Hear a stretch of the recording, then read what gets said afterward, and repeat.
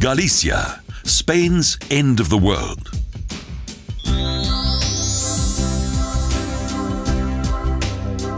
Our journey through romantic northern Spain travels south along the Atlantic coast.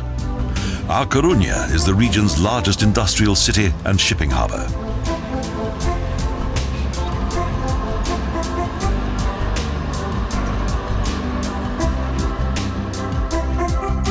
It was most likely founded by the Phoenicians in 60 AD. The Romans conquered this harbour city that has always been associated with the sea.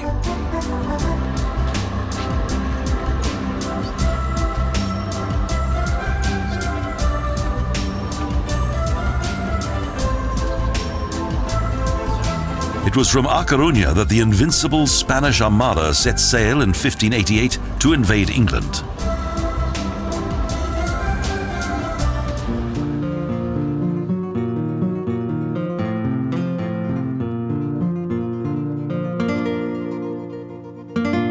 However, due to Sir Francis Drake, the Spanish were defeated by the English fleet. A colourful battle now confined to the history books.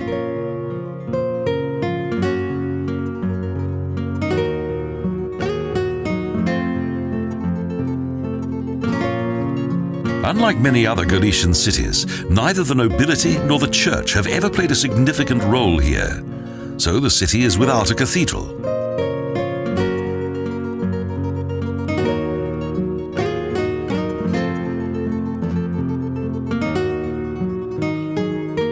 The prim facades of the tall houses on the famous promenade beyond the harbour are particularly striking due to their glass balconies, from which the city derived its nickname of the City of Glass.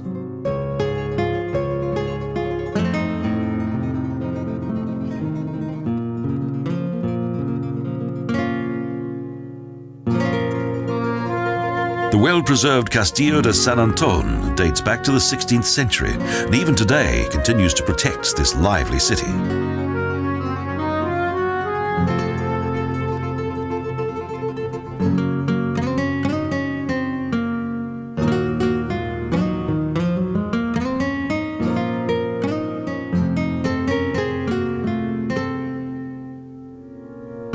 There's a fascinating tram line along the promenade.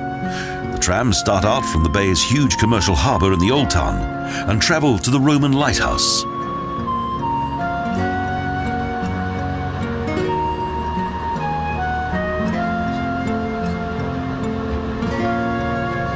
Only a few metres separates the anchored cargo ships from the bay that, directly in front of the gateway to the Old Town, serves as a leisure area for the city's inhabitants.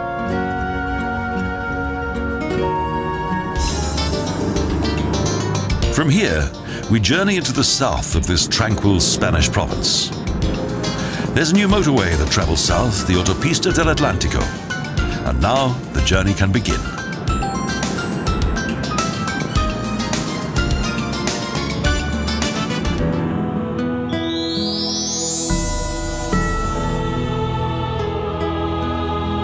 Santiago De Compostela, the city of 100 flowers. For pilgrims, the most important destination, the light of Christianity, the region's capital.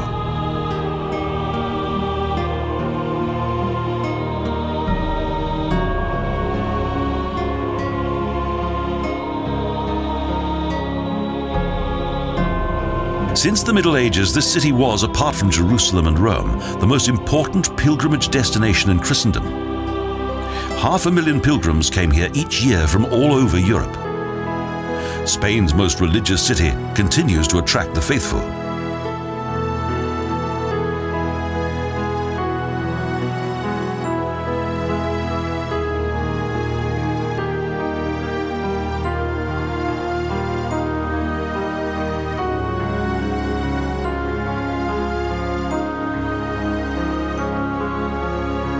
The city square, Plaza de Obradoiro, is enhanced by the fine architecture of the cathedral, palaces, and the Pilgrims' Hospital that was built during the rule of the Catholic kings.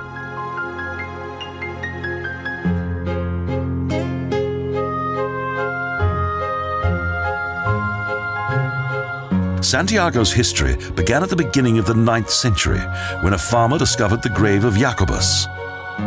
During the 11th century, a solid stone-built church replaced a former chapel constructed of clay.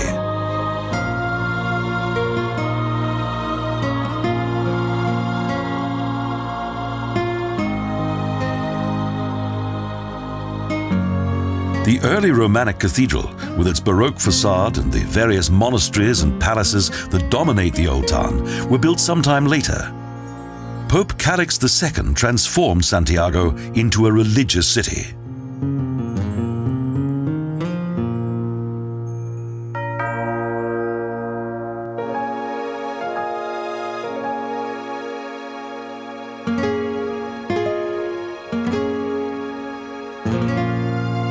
The Portico della Gloria provides a good insight into this impressive sacred building whose ground plan is in the shape of a Latin cross.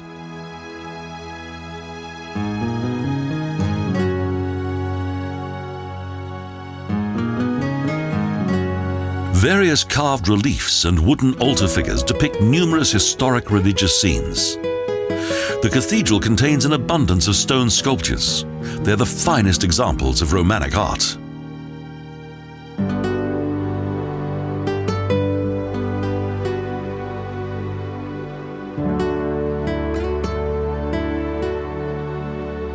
The main section of the cathedral is supported by several straight columns and arches that contain window-like structures. The golden main altar is situated above the tomb of an apostle.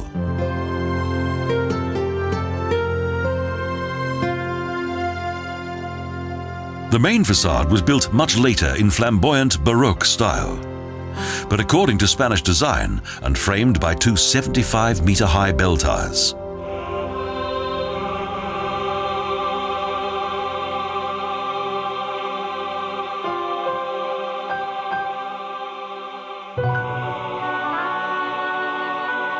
The cathedral dominates everything and is surrounded by beautiful monasteries and palaces. These exquisite and historic cultural monuments are in excellent condition.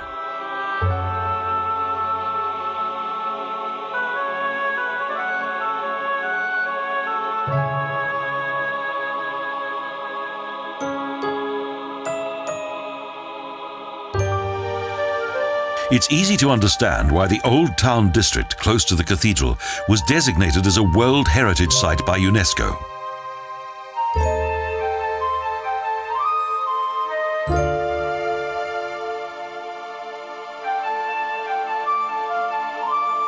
Santiago de Compostela is an extraordinary Christian work of art.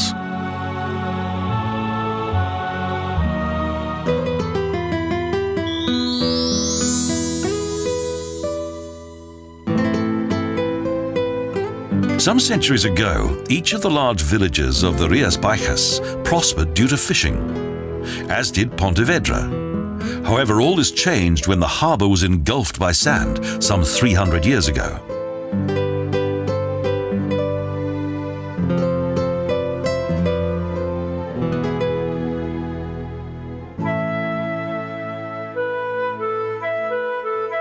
In contrast to Spain's many other harbour cities, the old town of Pontevedra is almost the same now as it was in bygone times, with cobbled streets, intimate squares, and the residential palaces of the city's former elite.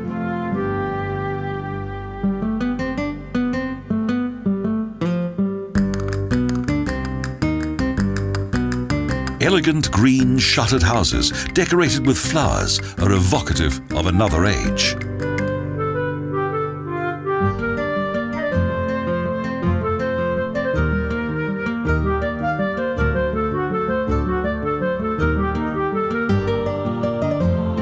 A small rose garden points in the direction of the Convento de San Francisco, a 14th century monastery that contains the grave of Pio Gomez.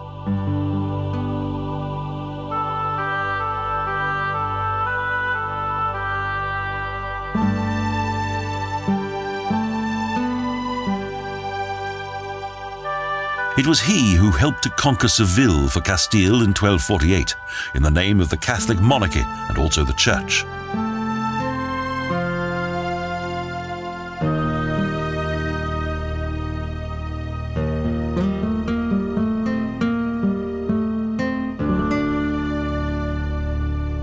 The town's narrow old alleys are lined by neat stone-built houses, spanned by a number of stone arches, and interesting arcades encircling various small squares.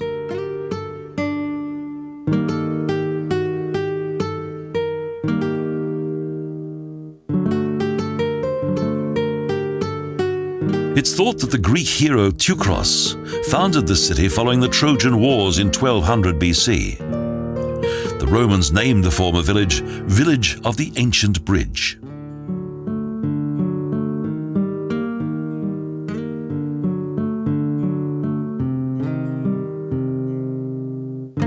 A city with a long history, such as the old green well that was located in the centre of the fish district. Here, the fresh catch was offered for sale, and today it still has all the ambience of those colourful times.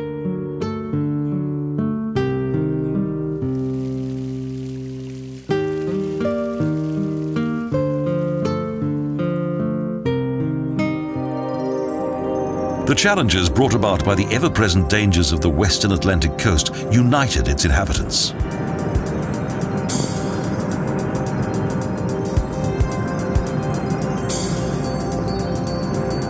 The struggle to survive was made even more precarious by various environmental catastrophes.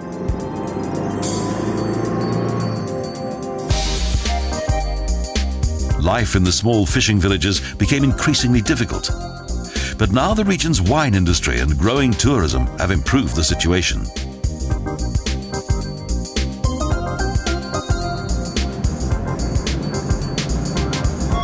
Religious belief plays an important role here, and many of the small churches along the coast contain candles that are lit to protect the local fishermen.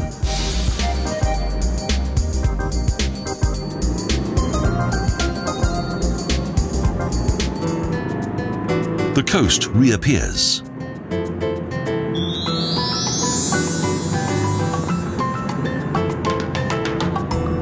Today, Cabo Udra is a nature reserve with a very unusual landscape.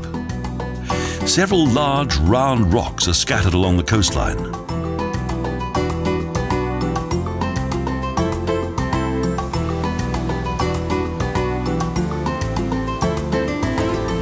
Set in tranquil, isolated bays, the rock-strewn sandy beaches are ideal for bathing and relaxing in the sun.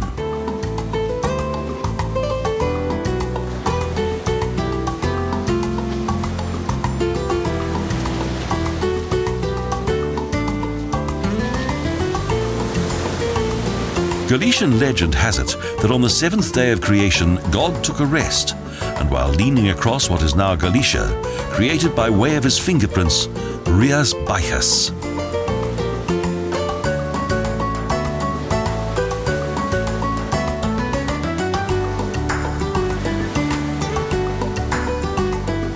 During the Middle Ages, the Jacob's pilgrims also passed by here, as they wanted to see for themselves what at that time was known as the end of the world.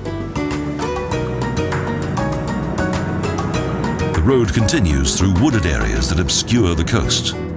But soon the Atlantic suddenly appears powerful and fascinating.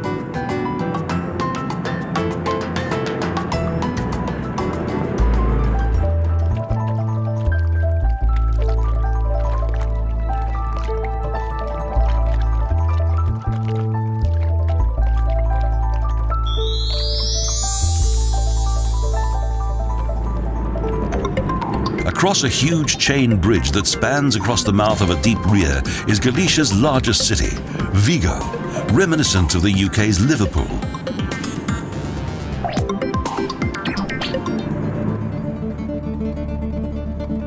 The name of the city is of Roman origin. It's believed that Vicus Spacorum was the starting point for Caesar's campaign against Britannia, as well as a storage area for his empire's oil, fish and wine.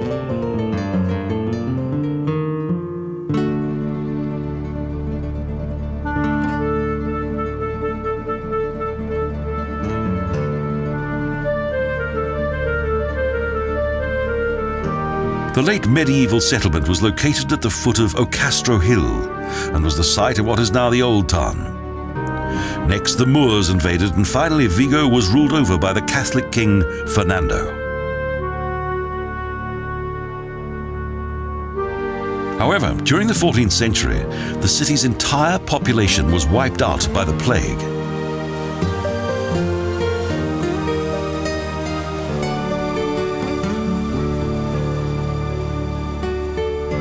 Like an octopus created from steel and concrete, today the city encircles the Ria from which it derived its name. The vast dockyard and harbour complex contains one of the largest fishing fleets in the world.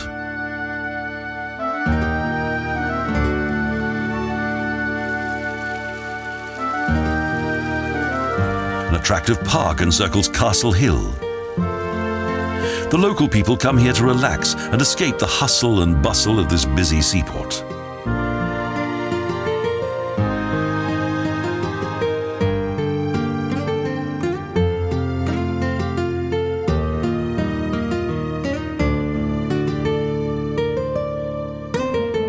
In 1619, Turkish pirates invaded Ria de Vigo.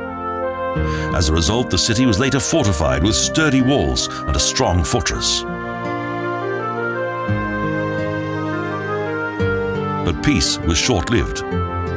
News that many of the treasures from the New World passed through this port soon caught the attention of the English.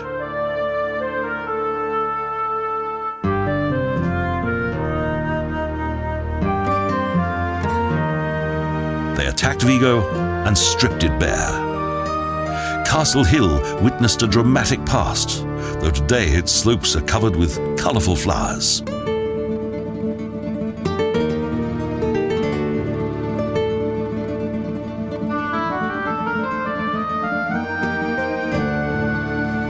In 1808, a contingent of Napoleon's army also occupied the city, but after 3 months were forced out by a courageous militia.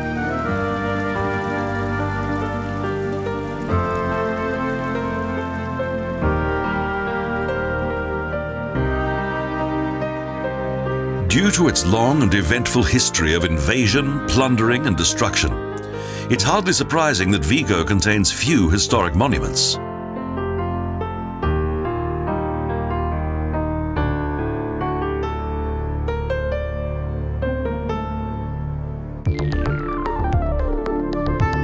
So its harbour is the main attraction. In 1529, the city began to trade with South America, and this brought with it a new wave of prosperity.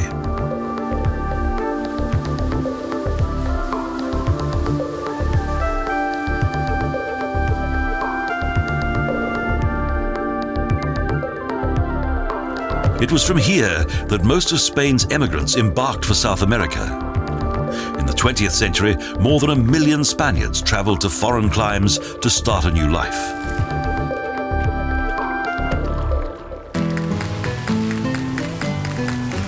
In the middle of the last century, Vigo saw its future in the Industrial Revolution.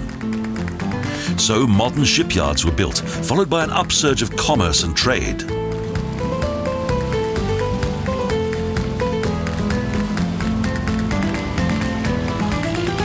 This gave rise to a modern commercial city with a huge fishing industry.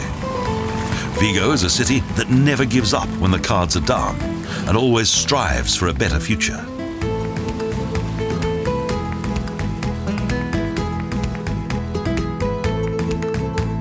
During the trip around the harbour, several gulls accompany the boat on its journey. For them, nothing has changed. They're only interested in the next meal.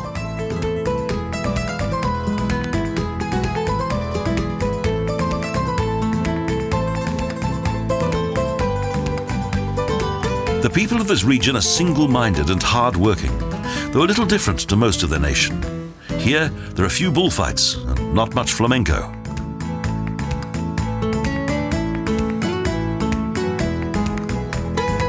The green northern coast that slopes down towards the Atlantic has always been a land of strong women. This is because their men were often away at sea.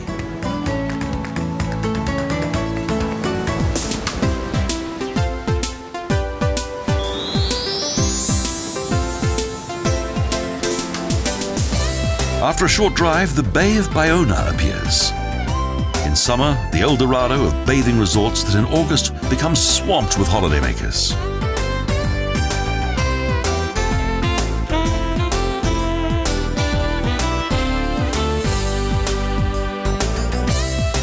Each year on the 1st of March, the local people celebrate the La Pinta Bayona Carnival, as this was the first European city to hear of Columbus' discovery of the New World.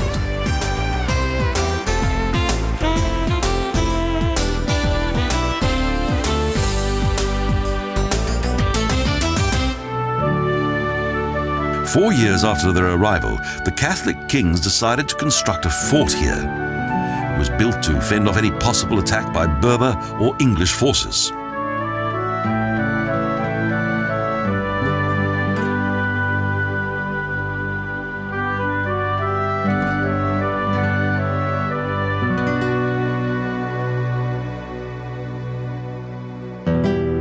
Since 1967, there's been a parador within the fortress. The fortress wall provides a commanding view of the harbour.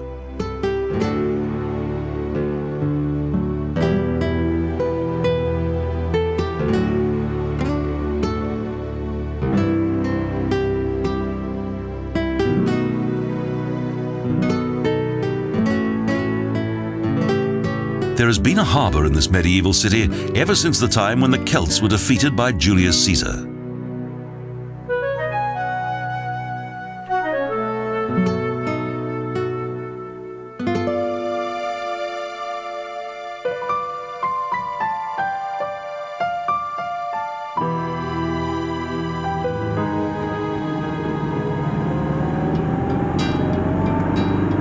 A winding coastal road travels 40 kilometers south to the mouth of the Rio Minho and the Portuguese border.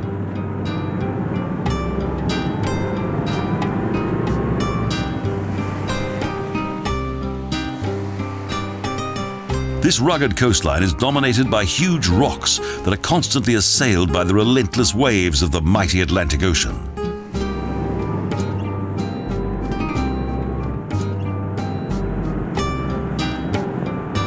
The southernmost area of the coast is almost completely free of mass tourism. Here, the mist gives this wooded area a touch of the mystique.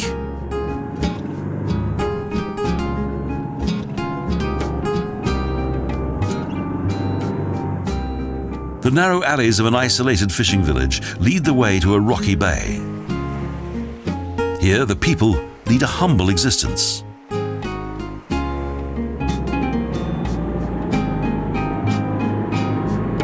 This is a domain of mystical tales, of witches and fantastical beings. A winding mountain road leads up to the southernmost point of Galicia.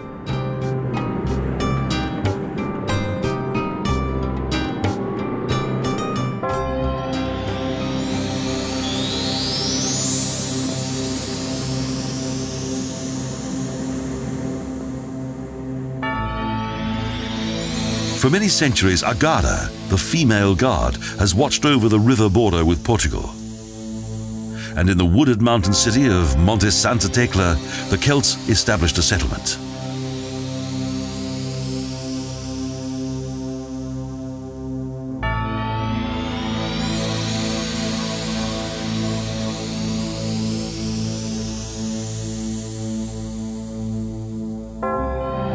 Here there were more than 1,000 buildings that dated back to the 6th and 13th centuries BC, which formed part of a prehistoric settlement.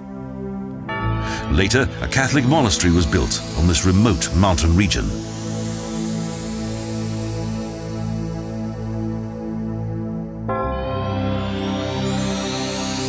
Today, curious tourists and those interested in the religious significance of this intriguing location come to see this Celtic excavation site.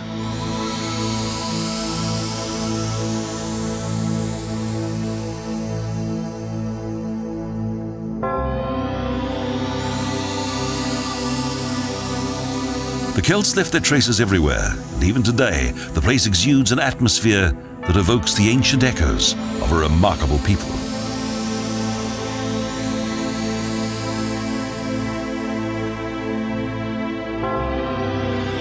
Throughout the centuries, life in Galicia was not representative of that in the rest of Spain.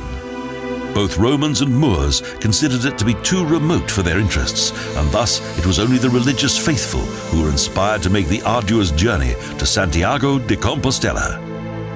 Even today, Galicia is said to be Spain's end of the world.